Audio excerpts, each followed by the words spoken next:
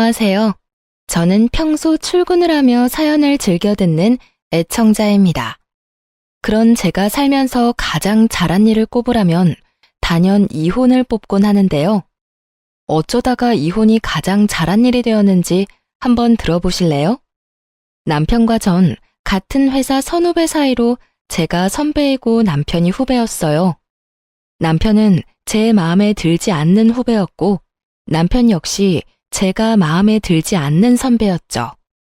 그렇게 저흰 한마음 한뜻으로 눈만 마주쳤다 하면 싸워댔고 싸우다 정든다더니 죽어라 싸우다 보니 어느 순간부터 그 싸움이 재미있기도 한 것 같고 어쩌다 웃는 남편의 얼굴이 잘생겨 보이기도 하고요. 그러다 정신을 차려보니 불꽃 튀기게 싸우던 저희는 불꽃 튀기게 사랑을 하고 있더군요. 그렇게 남편과 전 짧은 연애를 하곤 결혼까지 하게 되었어요. 남편은 저와 결혼을 하던 해에 좋은 기회가 생겨 회사를 옮기게 되었고 회사도 달라지고 나니 부딪히는 일도 줄고 더욱 사이가 좋아졌죠. 연인이 되기 전 피가 터지게 싸웠던 터라 연인이 되고 난 후에나 결혼을 하고 난 후에는 크게 싸우는 일이 없었는데 그런 저희 사이에도 가족이 끼이니 크게 싸울 일이 생기더군요. 남편과 전 둘 다 장남 장녀였는데 저희 두 사람 다 동생이 2명씩 있었고 싸움은 거기에서 시작되었습니다. 제 두 동생은 모두 밥벌이는 하고 있었고 특히 남동생은 사업을 꽤 크게 해 친정에 도움이 되고 있는 반면에 남편의 동생들은 취업도 하지 못하고 속된 말로 시댁에 빨대를 꽂고 지내고 있었어요. 그 당시 남편과 전 돈 관리를 따로 하고 있었는데 그건 쌍방의 합의로 이루어진 것이 아닌 남편의 일방적인 통보와 우김으로 인해 그렇게 하기로 한 것이었어요. 저의 반대에도 돈 관리를 따로 하자고 우긴 건 다 이유가 있었는데 그건 동생들과 시댁에 돈을 보태주려고 그랬던 것이었더라고요. 아무래도 돈 관리를 함께 한다면 자연스럽게 제가 알게 될 것이고 제가 알면 온갖 잔소리와 간섭을 할 것이 분명했기에 제가 무어라 입을 떼기 전 미리 선수를 친 것이었죠.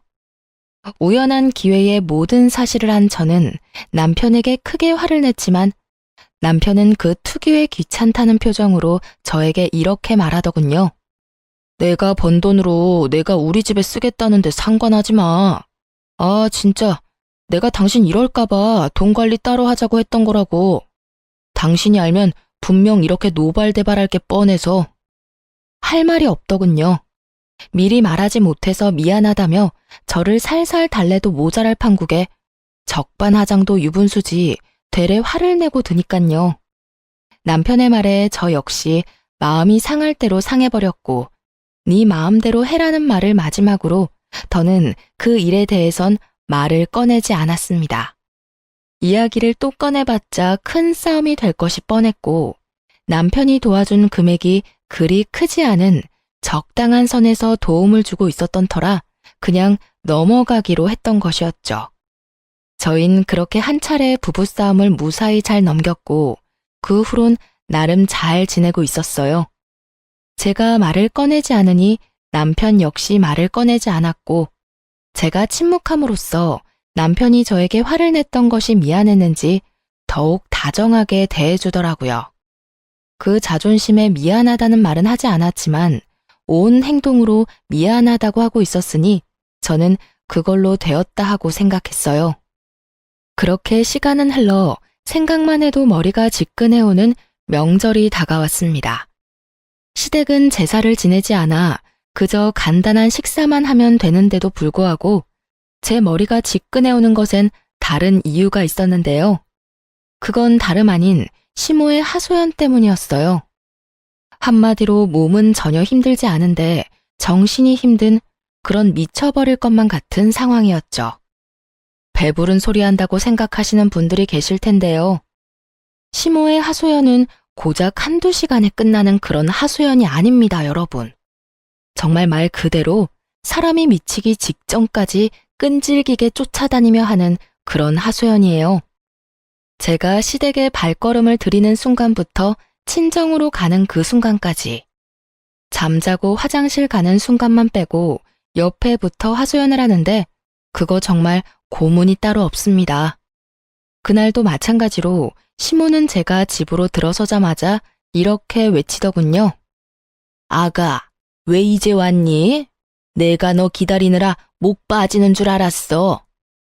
이 외침과 함께 시작된 시모의 수다는 다른 날과는 달리 다른 것도 포함되어 있었는데 그건 다름 아닌 시모의 장남, 즉 저의 남편의 자랑도 포함되어 있더군요. 이것 봐라. 너무 고급스럽지 않니? 내가 며칠 뒤에 동창회에 가는데 마땅히 들 가방이 없지 뭐니. 그래서 우리 장남한테 전화해서 하소연을 좀 했더니 글쎄 우리 장남이 아까 이걸 나한테 주는 거 있지? 혹시 네가 골라준 거니? 그럴 리가요. 전 남편이 이 가방을 샀는지도 몰랐는걸요. 라는 말을 마음속에 삼킨 전 이렇게 말했어요. 아니요. 저보단 그의 안목이 더 높잖아요. 혼자 백화점 가서 샀나 봐요. 어머, 그러니? 역시 우리 아들 안목은 이 고급스러운 자태 좀 봐라. 모르긴 몰라도 이거 들고 동창회 가면 그 여편네들 뒤로 나 자빠질 게다. 아우, 생각만 해도 통쾌해. 어머님 좋으시겠어요. 좋다 마다. 다른 사람도 아닌 우리 장남이 사준 건데 집안 가보로 물려주고 싶은 심정이다 얘. 그렇습니다. 시댁에 돈으로 도움을 주던 남편은 저에게 한마디 상의도 하지 않고 명절이라고 미리 받은 상여금과 그간 모아뒀던 비상금까지 털어 그 비싼 명품 가방을 시모 품에 안겨주었더군요. 저에게 한마디 상의도 하지 않았다는 것이 조금 화가 나기도 했지만 다른 사람도 아닌 부모가 동창회에 들고 나갈 가방 하나 없다는 말을 듣고 가만히 있을 자식이 어디 있겠나 하는 생각이 들어 좋게 생각하려고 애썼어요. 하지만 이따금씩 나오는 한숨은 어쩔 수가 없더군요. 그렇게 명절 당일은 지나가고 있었고 친정으로 돌아가기 전 준비했던 봉투를 시부, 시모 두 분께 드리고 난 후 친정으로 오게 되었어요. 사람 마음이 뭔지 저도 모르는 사이 남편이 저희 부모님을 위해 준비한 선물을 기대하고 있는 저를 발견했어요. 참 웃기죠? 저도 지금 생각하면 어이없고 웃긴데 그때의 제 마음은 조금의 기대를 가지고 있었죠. 하지만 남편은 집으로 돌아가는 그날까지 선물은커녕 봉투조차도 준비하지 않은 듯 아무것도 내밀지 않더라고요.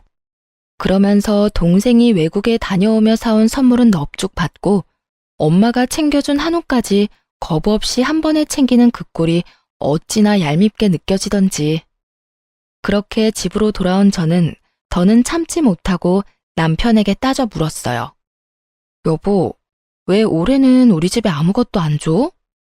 저의 물음에 남편은 당연하다는 듯 이렇게 답하더라고요. 그야, 당연히 우리 엄마 가방 산다고 돈 다 써서 준비를 못해서 그랬지. 그리고 각자 돈 관리하는 것엔 각자 집은 알아서 챙기자는 것도 포함된 거 몰랐어? 참도 잘 짓거린다고 생각했어요. 각자 돈 관리는 했어도 이때껏 시댁엔 제가 친정엔 본인이 봉투를 드리고 온 것은 기억도 나지 않는 모양이더군요. 뻔뻔하게 이제 와서 저딴 말이나 짓거리는 남편놈을 보며 한 대 날려버리고 싶을 충동감이 저를 휘감고 있었지만 정말로 때릴 순 없는 노릇이었기에 참고 또 참고 겨우 이렇게 말해주었어요. 아, 그래? 난 몰랐네. 그게 그런 뜻인지는. 이때껏 당신 집엔 내가, 우리 집엔 당신이 봉투라도 드리고 와서 그게 당연한 줄 알았고 올해도 당연히 그런 줄 알았지 뭐야. 당신 생각이 그런 거면 내가 당신 부모님한테 봉투 줄 때 말려주지 그랬어. 그랬으면 그 봉투는 우리 부모님께 드렸을 텐데 말이야. 난 당신이 좋아서 드리는 건 줄 알았지. 그리고 그 정도는 드릴 수 있잖아? 하여튼 앞으로는 각자 집에 각자 알아서 하자. 그 편이 깔끔한 것 같아. 그래? 그러면 그렇게 하도록 하자. 나야 당신 집에 신경 끄고 우리 집만 신경 쓰면 된다고 하면 더 간편하고 좋지. 그래, 그렇게 해. 그렇게 저흰 합의를 보았고, 그 후 남편과 전 서로 아닌 척하지만 서먹해지는 관계를 느끼고 있었죠. 서서히 남편과 제가 멀어지는 와중, 전 남동생의 가게에 볼 일이 있어 잠시 들렸고, 그곳에서 어이없는 광경을 보게 되었어요. 그건 다름 아닌 제 남동생의 가게에 일하고 있는 도련님과 시누이의 모습이었죠. 이게 도대체 무슨 일이야? 왜 저 두 사람이 여기서 일을 하고 있어? 그게 사실은 매형이 전화가 왔었어. 우리 가게에 사람 구하는 걸 봤다면서. 그러면서 하는 말이 아직 자기 동생들이 취업을 못해서 그러는데 일 좀 시켜주면 안 되냐고 부탁을 하더라고. 그래서 겸사겸사에 알겠다고 했지 뭐. 아무리 그렇다고 해도 저 두 사람을 여기에다 취업을 시키면 어떻게 해? 그러면 어쩌냐? 다른 사람도 아니고 매형이 전화까지 와서 부탁하는데 나라고 뭐 뾰족한 수 있었겠어? 동생은 한숨을 쉬었고 전 두 사람을 바라보았어요.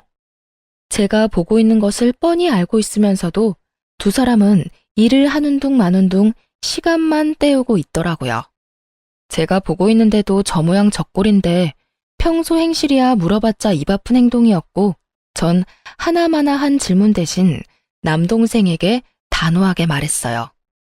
너 잘 들어? 매형이니 누나니 신경 쓰지 말고 시킬 건 정확하게 다 시켜. 그리고 일 못하면 아무것도 신경 쓰지 말고 해고해. 아유, 알겠어. 그런 걱정은 하지도 마. 그렇지 않아도 다른 직원들한테 하는 것처럼 3번까지 말로 경고하는데 그 뒤로도 고쳐지지 않으면 바로 퇴사 처리한다고 못 박아놨으니까.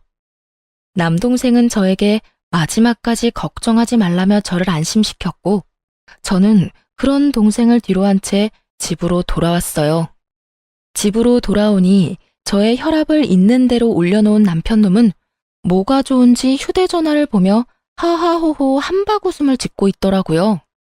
그 모습에 전 분노가 끌어올랐고 남편에게 따지듯이 묻게 되었죠. 여보, 어떻게 시윤이한테 그런 부탁까지 할 수가 있어?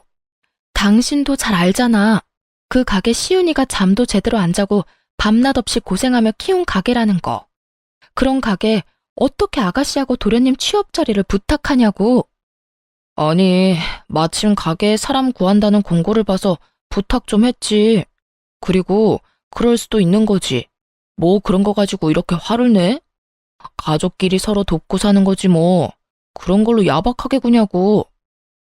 야박하다니 참 어이가 없더군요. 남동생이 하는 가게는 자동차에 관련된 가게였는데 관련 지식이 없다면 그곳에서 할 일이 거의 없다고 해도 무방한 일이었죠.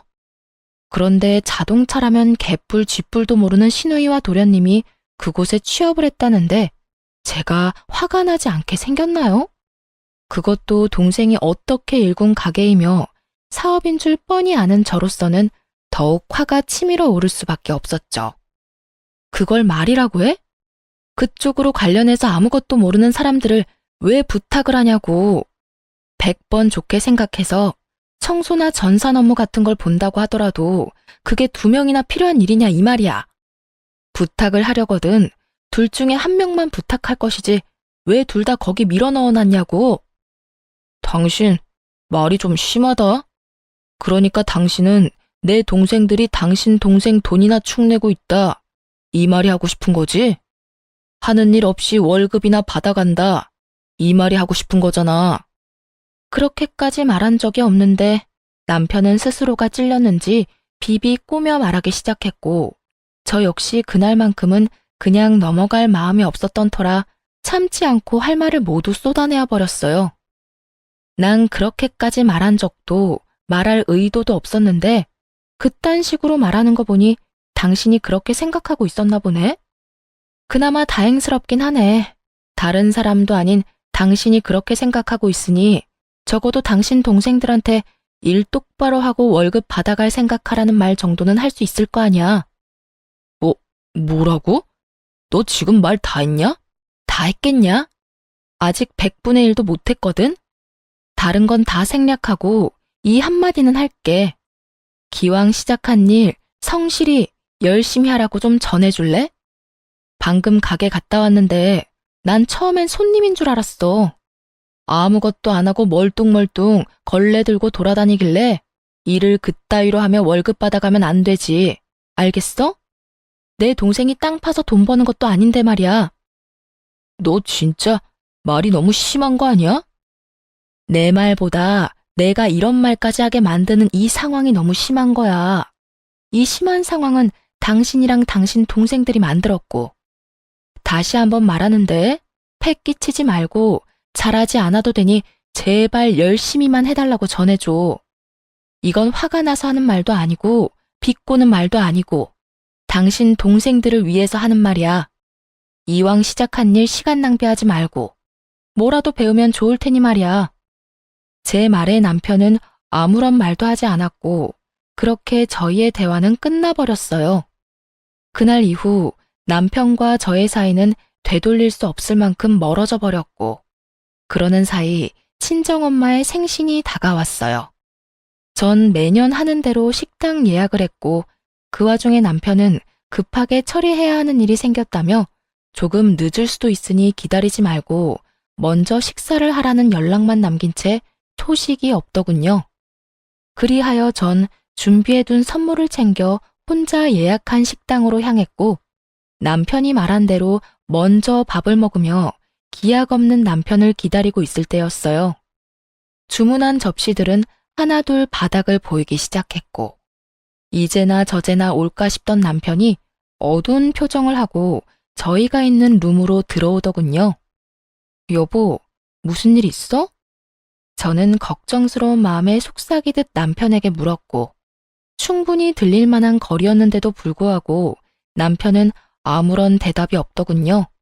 앞에 놓인 수저 세트의 포장도 뜯지 않은 채 망부석처럼 앉아만 있는 남편 때문에 생신 식사 자리는 그야말로 초상집 분위기가 되어가고 있었어요. 그렇게 무거운 분위기에서 식사가 끝이 나고 뒤이어 나온 차를 입으로 밀어넣는 것인지 코로 밀어넣는 것인지 알 수 없는 그때 남동생이 도저히 안 되겠다 싶었는지 남편에게 물어오더라고요. 왜 형, 무슨 일 있으세요? 표정이 너무 안 좋은데요. 남동생의 물음에 이때껏 무건수행을 하던 남편은 득달같이 화를 내며 동생에게 쏘아붙이기 시작하더군요. 무슨 일? 몰라서 물어? 처남이 내 동생들 잘났다며? 어떻게 처남이 내 동생을 그리 모질게 내칠 수가 있어? 내가 부탁까지 했는데. 그래요. 남편에게 생긴 급한 일은 도련님과 시누이의 일이었고 그 일이라는 건 제 동생이 두 사람을 해고한 것이었어요. 저 역시 전혀 몰랐던 일이기에 동생을 바라보았고 남편의 역성을 가만히 듣고 있던 동생은 긴 한숨을 쉬더니 이렇게 말하더군요. 왜 형, 일단 진정하고 이것부터 보고 화를 내도 내세요. 이렇게 말을 한 동생은 휴대전화를 꺼내 남편과 저에게 내밀었고 그곳엔 도련님과 시누이가 번갈아가며 포스기에서 돈을 야금야금 꺼내가는 모습이 반복되어 재생되고 있었어요. 저도 웬만하면 그냥 넘어가려고 했어요. 기분 상하지 않게 좋은 말로 몇 번이나 말도 했었고요. 그런데 한두 번도 아니고 몇 번씩이나 돈을 꺼내가는데 도저히 그냥 둘 수가 없더라고요. 동생의 말이 끝나고 남편의 얼굴을 살피니 화가 엄청 난 것 같더군요.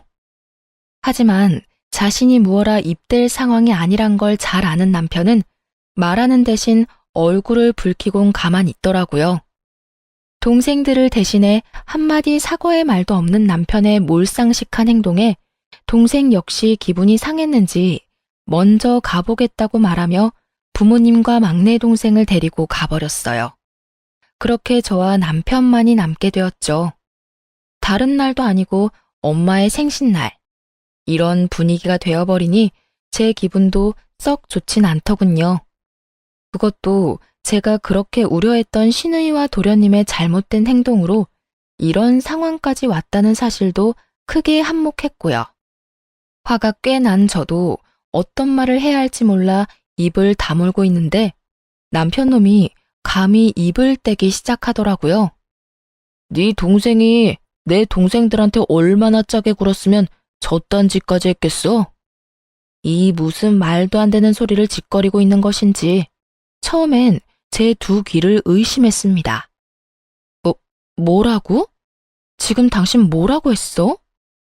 네 동생이 내 동생들한테 월급을 얼마나 작게 줬으면 저딴 짓까지 했겠냐고. 애들이 얼마나 생활이 힘들었으면 저런 짓을 다 해? 전 기가 막혀 웃음이 나왔고 한참을 웃던 저는 남편의 그 말도 안 되는 생각을 부셔주었어요. 야, 네 동생들 다른 직원들 월급보다 훨씬 많이 챙겨줬어. 아, 월급이 아니구나.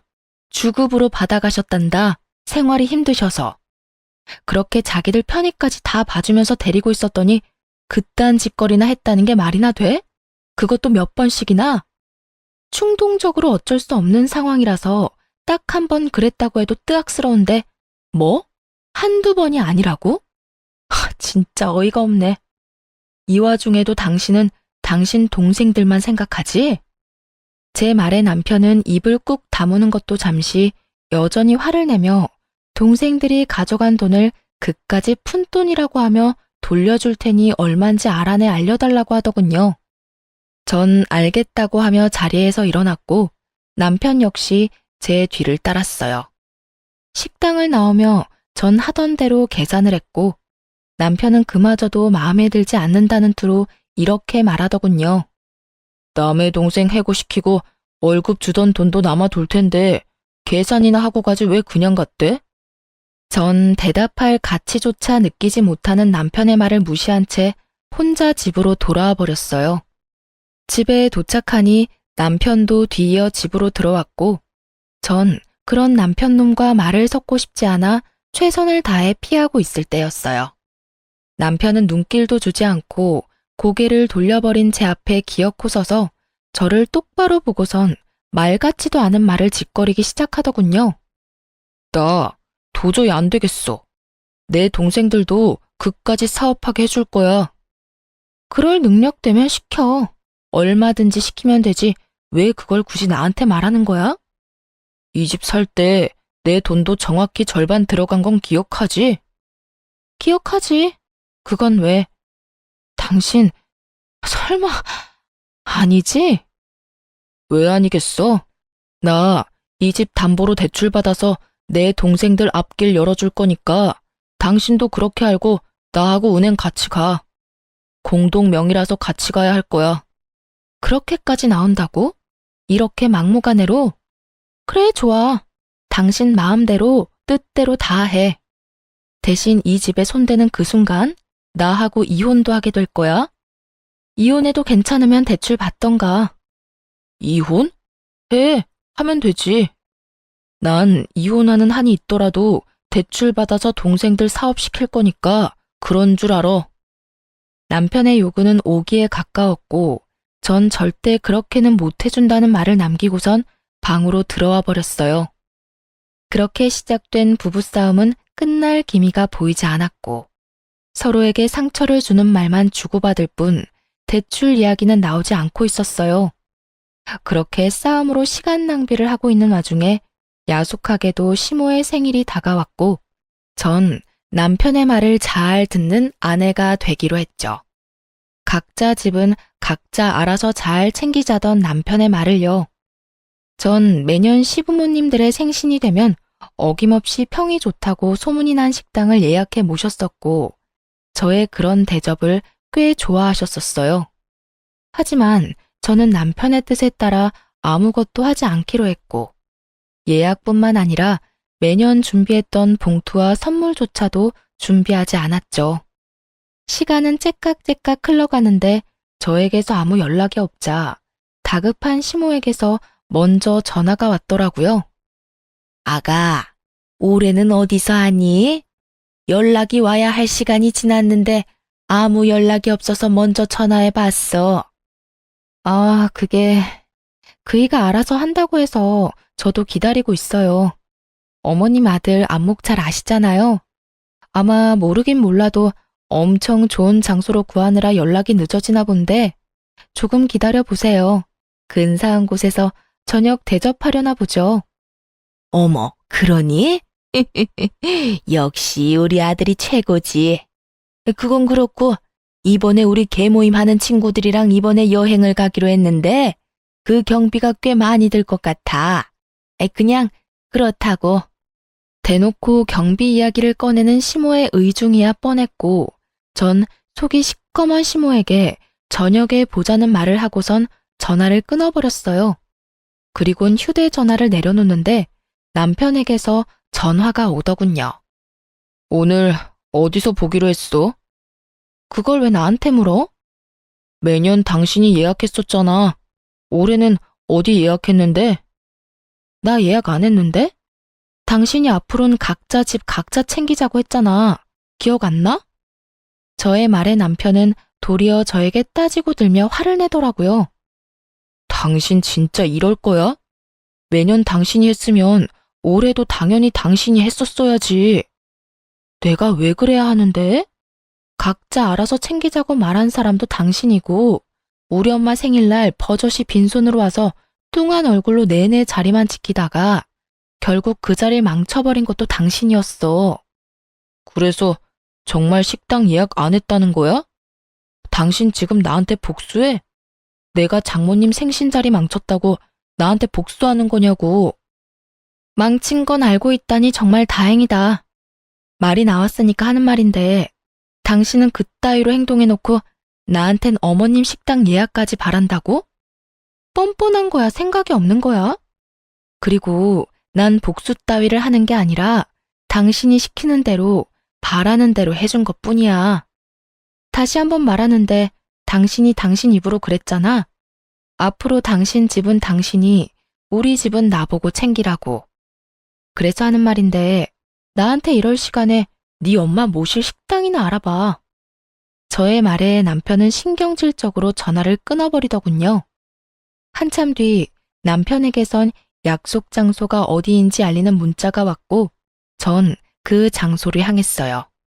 평소 제가 모시던 고급 식당과는 달리 남편이 급히 예약한 곳은 룸식 중식당이었고 그래서 그런지 시작부터 분위기가 좋진 않더군요. 거기에다 매년 떡 케이크까지 주문해서 가지고 갔던 제가 빈손으로 등장하니 명색의 생일 모임은 케이크도 없는 자리가 되어버렸죠.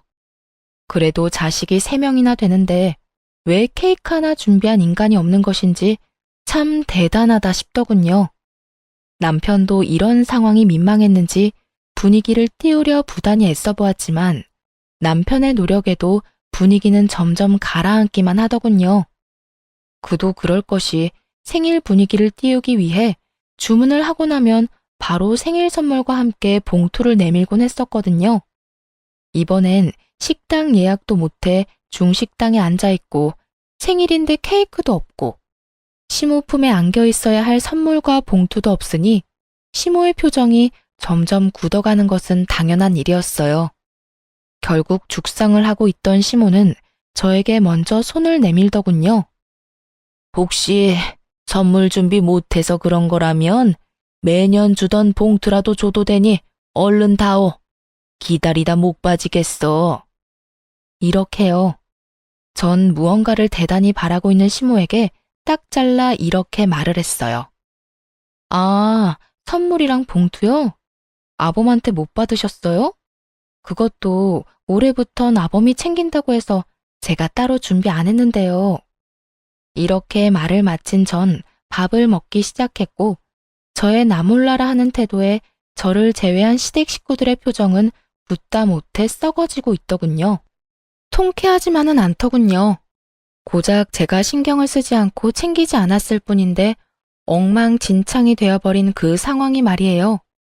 분명 저의 잘못은 하나도 없지만 불편하기 짝이 없는 그 상황을 애써 무시하며 밥만 열심히 먹었고 남편은 그런 저를 한번 쏘아보고선 젓가락을 거칠게 내려놓더군요. 너희 놀고만 있지 말고 하고 싶은 사업 구상해서 가지고 와봐. 응? 그게 무슨 말이야, 오빠? 그러게. 갑자기 무슨 사업? 형이 투자해 줄 거야? 그래. 내가 대출 받아서 투자해 줄 테니까 기가 막히는 아이템으로 잘 구상해서 와. 남편의 말에 시동생들은 얼싸안고 기뻐했고 전 나지막한 목소리로 남편을 불렀어요. 여보, 진심이야? 마지막이었던 저의 물음은 남편에게 닿지 않았고 시동생들과 시모는 얼굴에 웃음꽃이 피며 남편을 찬양하고 있더군요. 우리 장남, 우리 아들, 역시 통 큰 거 좀 봐라. 동생들 걱정하는 건 우리 장남밖에 없구나. 오빠, 정말이지. 나중에 가서 딴 말하기 없기다. 오빠 최고야, 정말. 형, 정말 고마워. 그렇지 않아도 나도 취업 말고 사업이 하고 싶었는데 어떻게 내 맘을 딱 알았지? 정말 형 고마워. 그렇게 되돌이표 같은 찬양들이 이어지고 있었고 저는 정말 마지막이라는 생각과 함께 남편을 부르며 남편의 옷가지를 잡아 끌었지만 돌아오는 것은 뿌리치는 손길과 저를 향한 멸시의 눈빛뿐이었어요. 그때서야 전 확신했죠. 미루고 미루던 참고 또 참아왔던 순간이 바로 지금이라는 것을요. 모든 것을 결심하고 나니 비로소 머리가 가벼워지더군요. 이렇게 후련한 걸 왜 지금에서야 결심하게 된 것인지. 이런 인간도 남편이라고 이때껏 참고 또 참았던 제가 미련하고 한심해서 참을 수가 없었지만 이제라도 옳은 결정을 내린 것을 이 와중에 다행이라는 생각을 하며 결심한 것을 행동에 옮기기로 했어요. 전 아무 말 없이 가방에서 고이 간직해왔던 이혼 서류를 내밀었어요. 그동안 머릿속에서 몇백 번이고 남편의 얼굴에 던졌지만 현실에선 차마 그렇게 하진 못했죠. 그리고 짧고 간단하게 선포했어요. 우리 이혼하자. 저의 갑작스럽지만 당연한 이혼 선포에 남편 대신 시모가 되물어 오더라고요. 너 갑자기 그게 무슨 말이니? 이혼이라니? 말 그대로예요. 이혼하려고요, 저희. 이 사람은 집 담보로 대출을 받아서라도 동생들 사업 자금을 대주고 싶고 전 그런 꼴은 못 보겠는 걸 어쩌겠어요? 그래서 동생들 사업 자금 대주는 날엔 이혼하는 날이라고 몇 번이나 말했는데 이렇게 나오는 거 보니 저하고 이혼하고 싶은 거 아니겠어요? 아니 얘, 무슨 그런 일로 이혼까지 한다고 이 난리야. 가족끼리 서로 돕는 게 무슨 이혼 사유까지 된다고. 그러지 말고 좋게 좋게 생각하렴. 얘들이 잘 되면 너희한테도 좋지 않겠어? 이혼 사유가 될지 안 될지는 변호사 만나서 상담해 볼 테니 걱정하지 마시고요. 혹시나 이혼 사유가 되지 않는다고 해도 다른 이혼 사유들이 차고 넘치니까 이혼은 꼭 하려고 해요. 저의 눈빛엔 흔들림이 없었고 그랬기에 말투 또한 단호했어요. 그런 저와는 달리 남편의 눈빛은 속절없이 흔들리고 있었고 목소리 역시 떨리고 있더군요.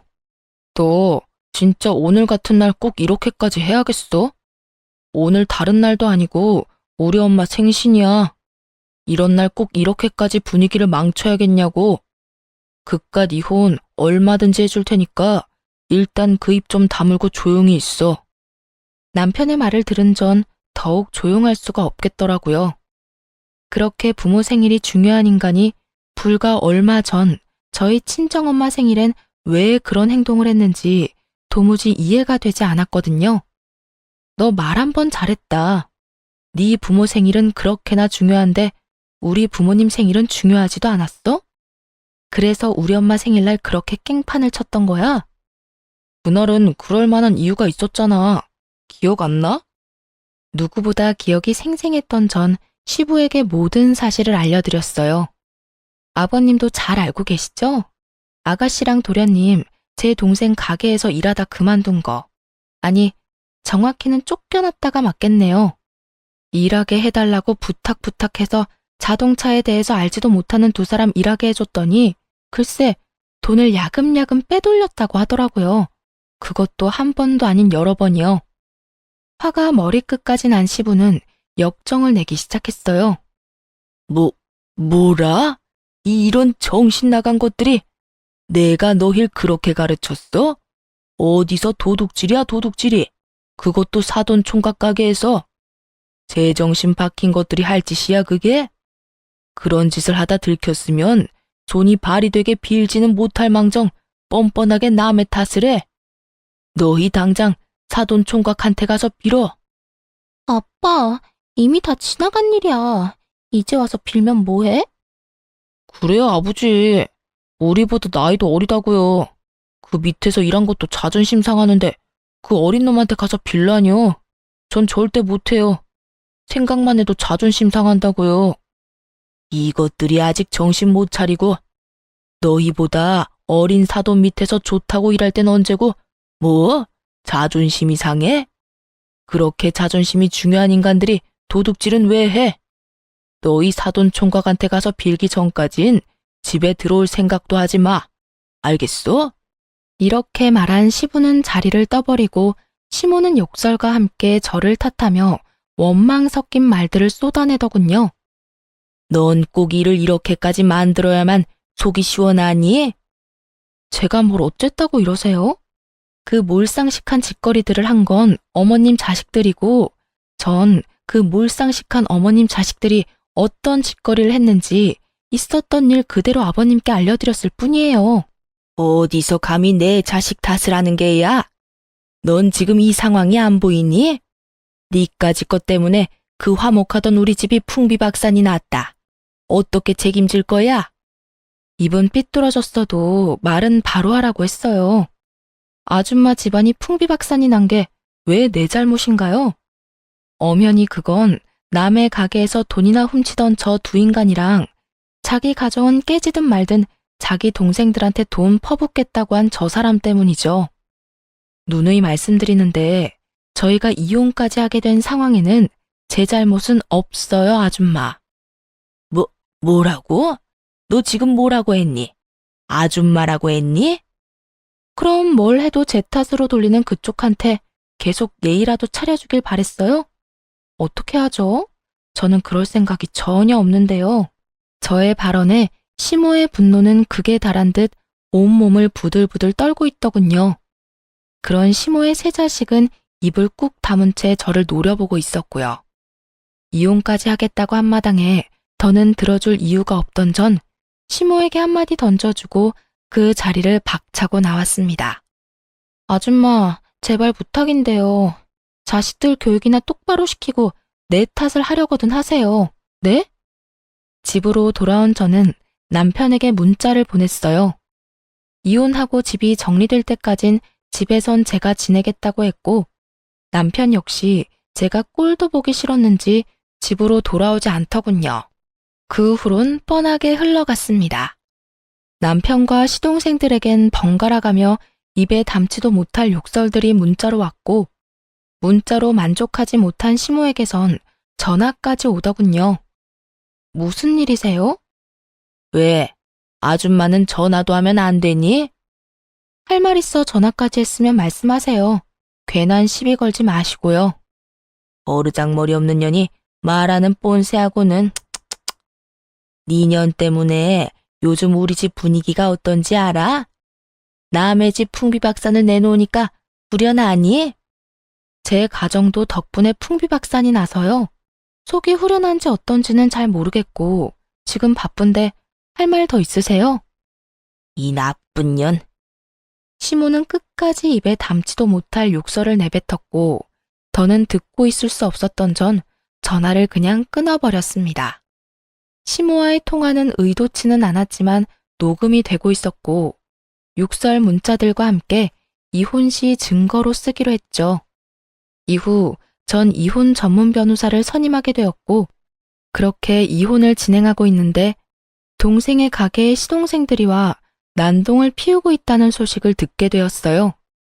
전 이러지도 저러지도 못하고 있는 동생에게 모든 상황을 설명하며 더는 참지 말고 알아서 하라고 했고 저의 말을 들은 동생은 경찰에 신고를 해버렸다고 하더군요. 그렇게 전 통쾌한 마음을 가지고 변호사분과 함께 카페에서 상담을 하고 있는데 남편이 어떻게 알고 찾아온 것인지 카페로 들이닥쳐 난동을 피우기 시작하더군요. 이 미친년이? 너 네 동생한테 뭐라고 했길래 내 동생들을 경찰에 넘겨? 네가 제정신이야? 너 때문에 내 동생들이 깜빵 가게 생겼다고. 당장 네 동생한테 전화해서 내 동생들 빼내라고 말해. 당장. 내가 왜? 그러게. 누가 남의 가게 가서 난동을 피우라고 했어? 얼마나 개판을 만들어놨으면 경찰에 신고까지 했겠어? 나한테 이러지 말고 네 동생들한테나 가서 따져. 이 모든 게 자업자득이니까 말이야. 자업자득 같은 소리 하네. 니년이 네 동생 시켜서 다 이렇게 만든 거잖아. 아, 긴 말 말고 얼른 일어나. 얼른 일어나서 내 동생들 빼내라고. 얼른. 욕은 기본이고 삿대질을 멈추지 않고 해대며 금방이라도 한 대 칠 기세로 쏘아붙이라고요. 이 모든 장면을 저의 맞은편에 앉은 변호사는 숨도 쉬지 않고 보고 있었고, 유심히 보고만 있던 변호사는 이윽고 저에게 물어오더군요. 와, 이 정도면 충분히 승소하겠는데요. 혹시 녹음은 하셨나요? 아니요, 미처 그 생각까진 하지 못했어요. 제가 여기 CCTV 어떻게 해서든 구해볼 테니 이혼 걱정하지 말고 집에 가서 푹 주무시면 될 것 같네요. 그러면 상담은 오늘까지 하고 법원에서 보도록 합시다. 미소까지 보인 변호사가 떠난 후 그제야 상황 판단이 된 남편은 도끼 어린 눈빛으로 저를 보더군요. 독한 년, 꼭 이렇게까지 해야 해? 아직도 모르겠어? 상황을 이렇게까지 몰고 온 건 당신하고 당신 가족들이야. 내가 뭘 어쨌다고 이래? 내 가족들이 어쨌길래 이렇게까지 하냐고. 그걸 모른다는 사실이 놀랍지도 않다 정말. 여기까지 쫓아와서 피해자 코스프레나 하는 걸 보니 시간이 남아 도는 것 같은데 그럴 시간에 이혼할 준비나 해. 저의 말을 들은 남편은 제가 반응할 틈도 없이 저의 뺨을 때려버렸고 전 그 자리에서 곧바로 경찰에 신고를 해버렸어요. 남편은 경찰서까지 가게 되었고 소식을 들은 시모와 시부가 저를 찾아왔더군요. 시모만 왔었더라면 절대 합의란 없었을 텐데. 며느라기야, 나를 봐서라도 한 번만 용서해주면 안 되겠니? 이 모든 게 자식 잘못 키운 내 탓이다. 이렇게 내가 용서를 비마. 미안해. 정말 미안하단다.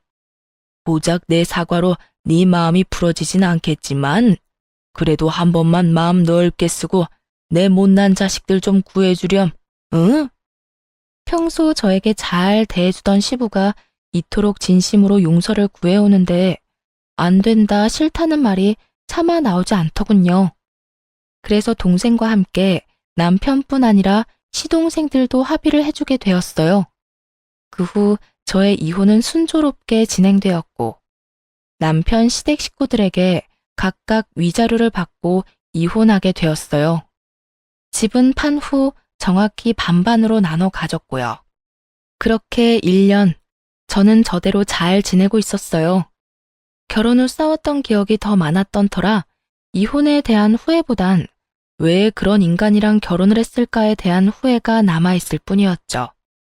그러던 어느 날 퇴근을 하는데 회사 앞에 전 남편이 기다리고 있더군요. 행색이 눈뜨고 볼 수도 없을 만큼 형편없는 전 남편이요. 여기까지 무슨 일이야?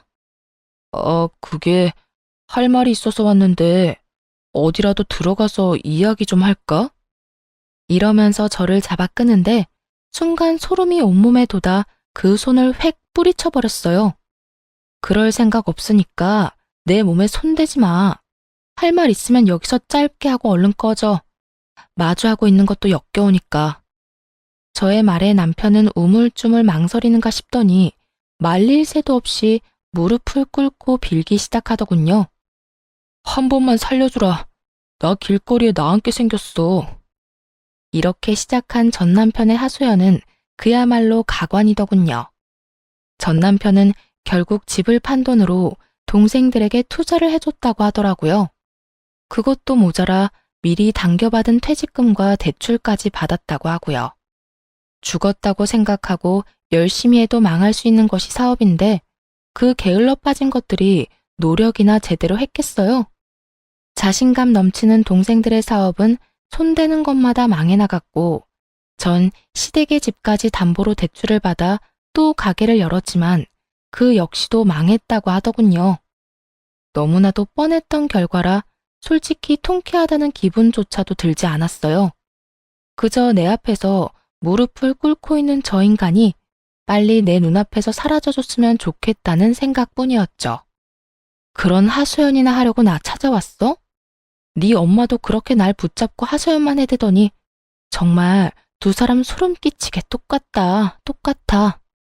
저의 말에 전 남편은 고개를 푹 숙였고 이내 개똥 같은 말을 뱉어내기 시작하더군요.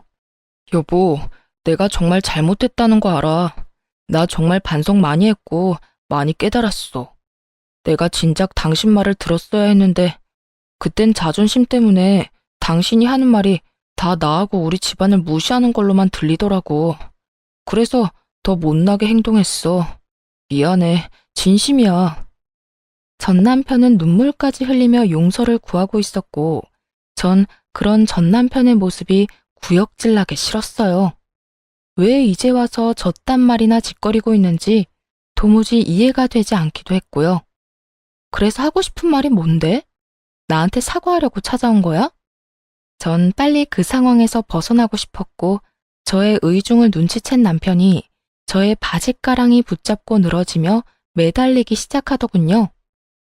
나 다시 받아주면 안 될까?